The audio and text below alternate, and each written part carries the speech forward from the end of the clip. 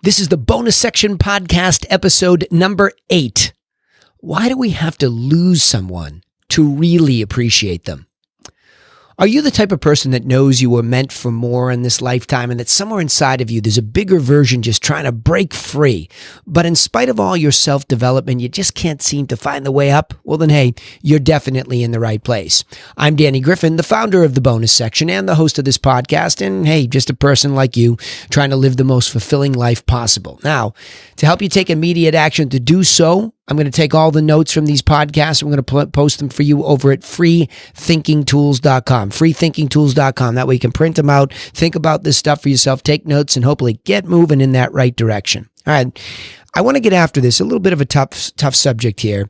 And like I said, I don't know what twists and turns the podcast direction will take, but this was something that hit me. I was on Facebook the other day and I was, happened to see a lot of just posts that get repopulated. And I stumbled upon one where one of my clients' wives, and she was also my client in a real estate coaching context, it was a memorial page. And I had seen it before. And it just hit me like a ton of bricks. And I just had this overwhelming feeling to write something about how I was moved by her, what the things about her that I really admired when we did our work together, and how she pushed and how she cared about him and how she cared about the family and the business and what type of a woman she was. It just came welling up all of a sudden into this inspirational moment where I wanted to write something on this memorial page. And then I reached out to him and I also asked him, did you see it?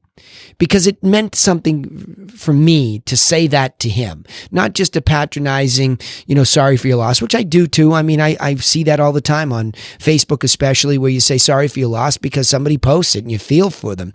But there are other times when we really are moved because we were closer to the person that has passed. And this isn't always just about somebody that dies in our life. This is somebody who just goes away all of a sudden. And maybe we did something wrong to make them go away. And then all of a sudden we have this massive, overwhelming rush of regret, pain, all these emotions that well up in us when it comes to this sense of finality, that we know we're never going to be the same again. I'm not saying that if it's somebody living, we can't make it right, but let's stick with somebody who passes, like this gal.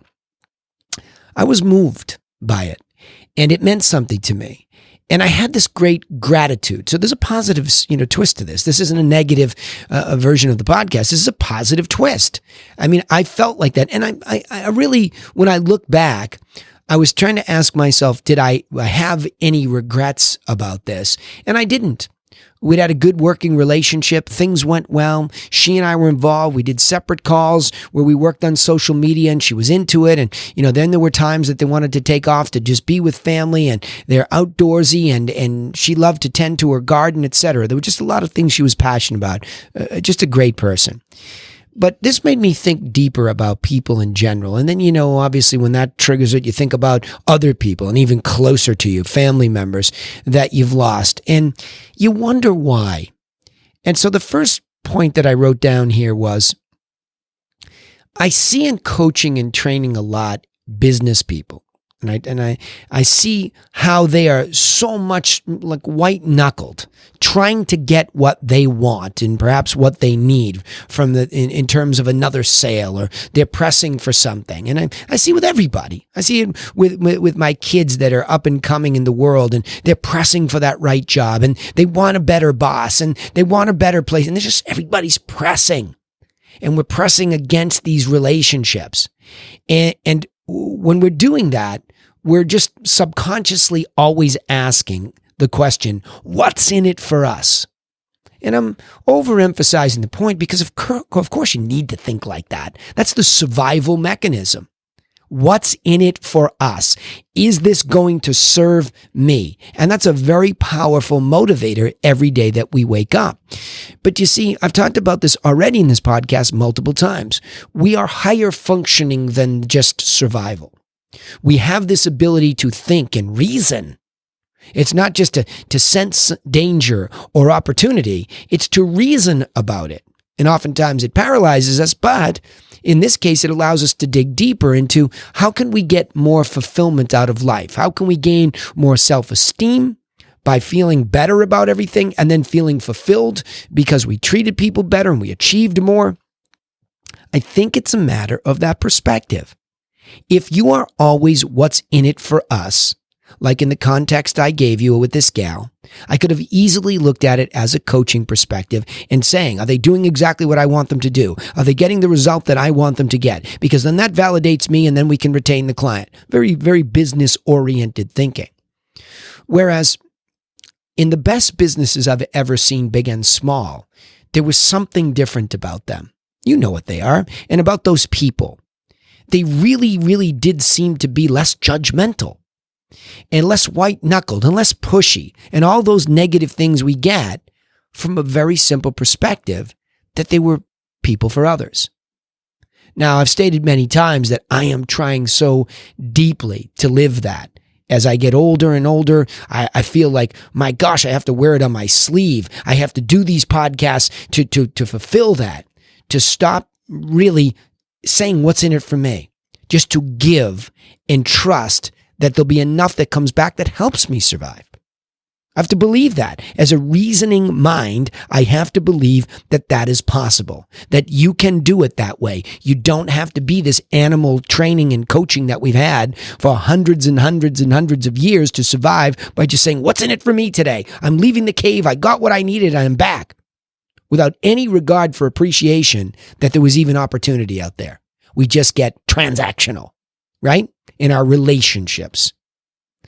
And so I think that perspective wakes us up to ask the next question here.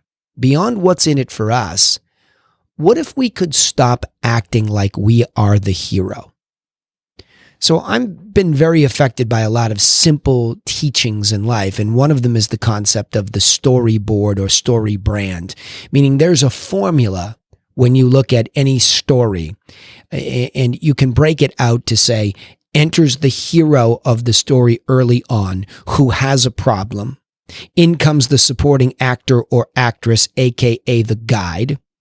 That guide has some semblance of a plan that he or she introduces to the hero, and that allows the hero to make the decision, whether this is a tragedy or a happy ending type of story, to take a turn on the path. But all the while, we are that guide. We are that supporting actor or actress.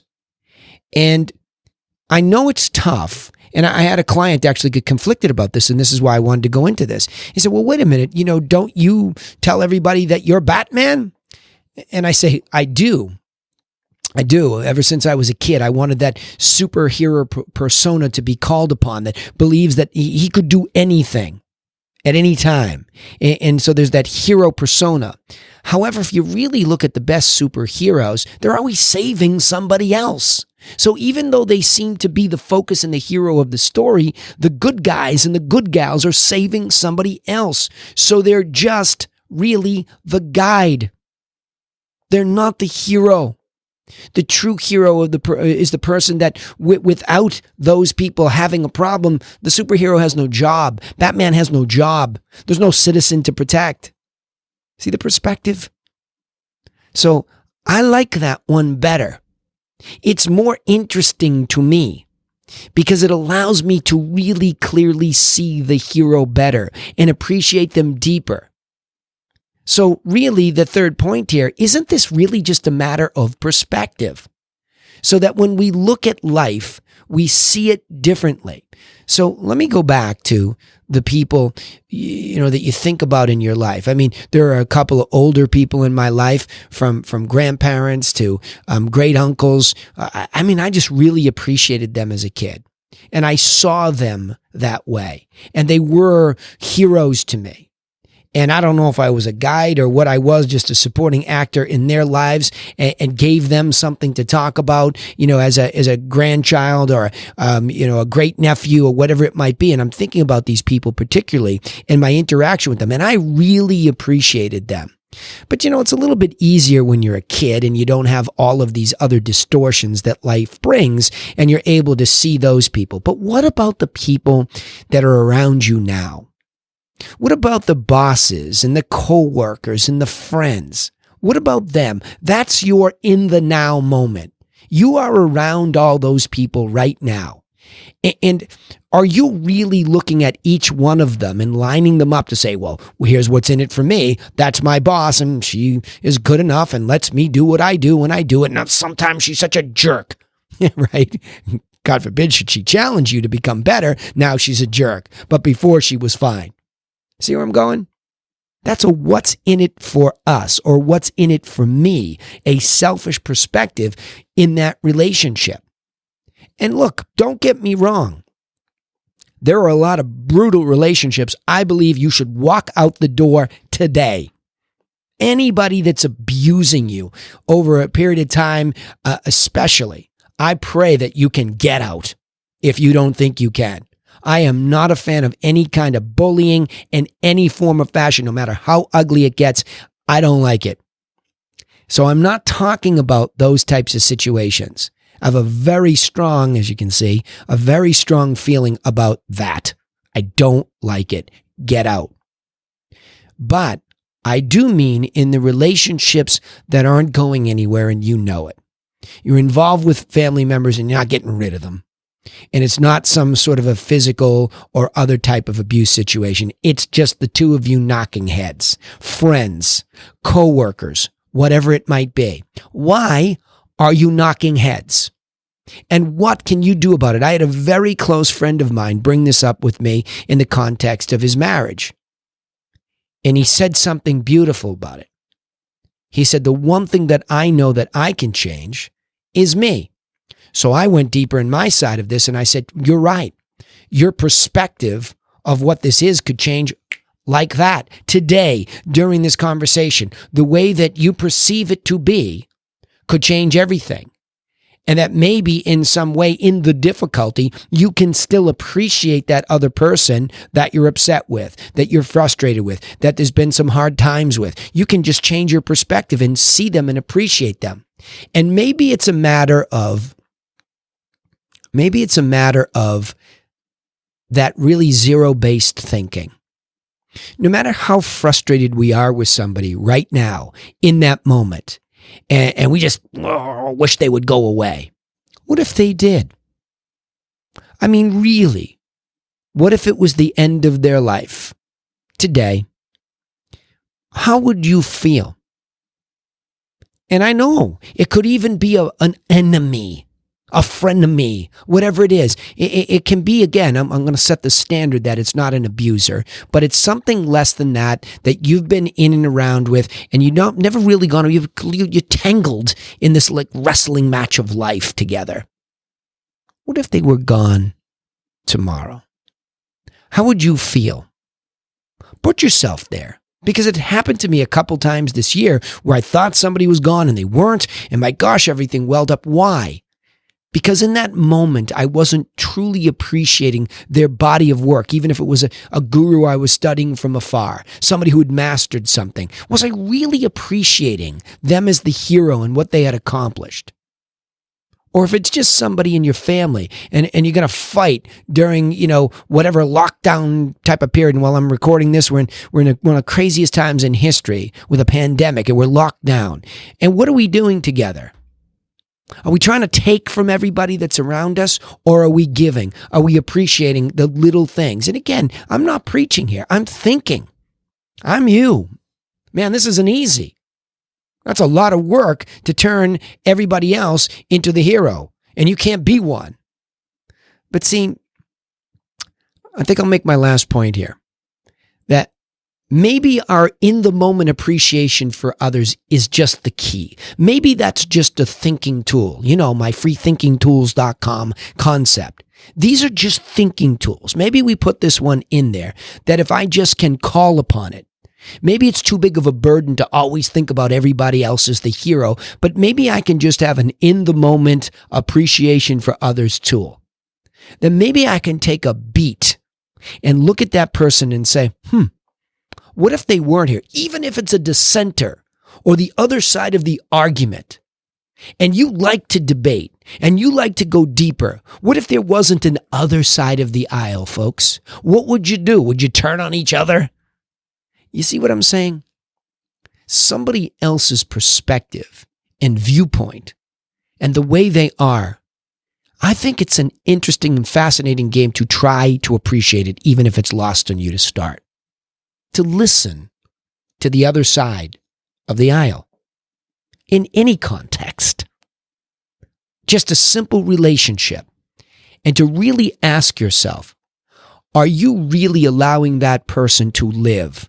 Are you the one that's dominating or domineering and overburdening that person from allowing themselves to be themselves? Because I'll tell you what, you'll recognize that moment the minute they're gone.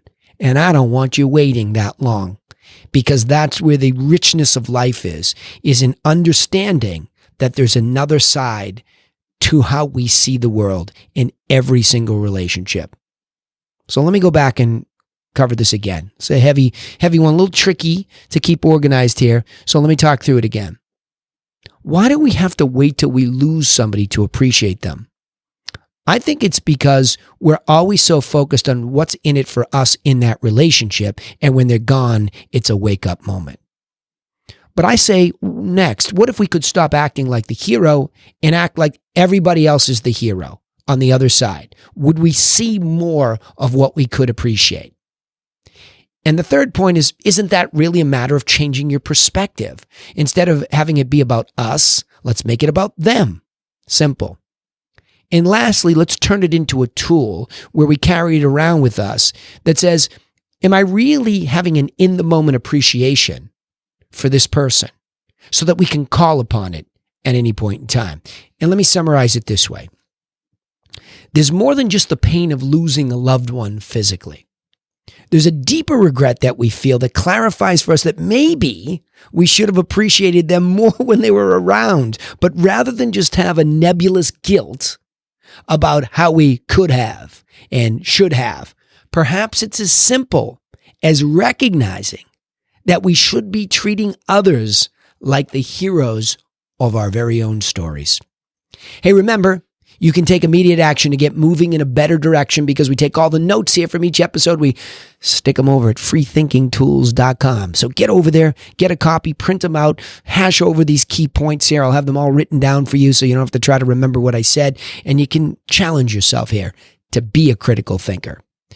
Next, don't forget to subscribe to this podcast on iTunes, Spotify, or wherever you listen so that you don't miss out on any insights each time we upload an episode. I want you to interact with me. I want engagement. That's what I seek here. And you are my hero. So if you would engage with me, I know what's on your mind and I can cover those topics. We also post all of our episodes on our social media channels. So remember, turn on those notifications for the bonus section and you won't miss out on the reminders. We'd also appreciate it if you would share our content with other people just like you so that they get the help that they need to think through this stuff. And you join our mission. We have a mission here of becoming people for others. Hey, thanks for listening. But remember one key point we always like to share with you. Nobody's coming for you. So go get to work on yourself. And I'll see you in the next episode.